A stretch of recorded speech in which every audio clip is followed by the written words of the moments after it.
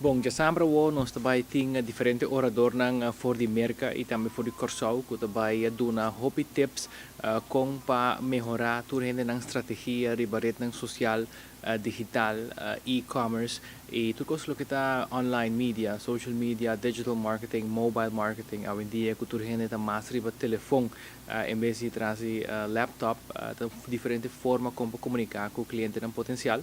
Anto tu último trends nang ding mundo de social media, nos orador nang lobaya elaborar e sim é público já sabe.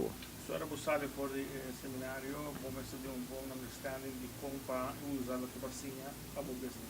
Correcto, e letterlijk als je een seminario acaba, je acaba começar a implementar diferentes tips nang lobo sim que hora para usar Kiko, por exemplo, que hora para buy live, que hora não, que hora, por exemplo, brand post Snapchat, que hora não, como para medir, so viajar no saco social media é importante, pero é difícil para medir que hora bota exitoso sim ou não e como para melhorar o resultado na riba social media. È un one-time thing, so normal assim ele per poter para repetir conferência para mais gente, o lobby já passar, ou esta transfer cambia e isso não vai acabar com atualização.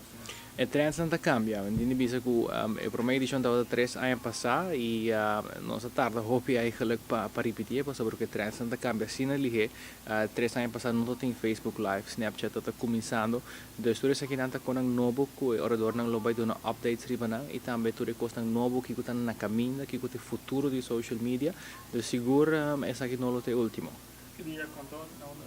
En dat je samen de Renaissance Convention Center nos comienza a abrir puertas para 8 horas, te va a tener música, come algo, un breakfast, y para nuevo de primer orador te papia, te come más o menos 1 hora día.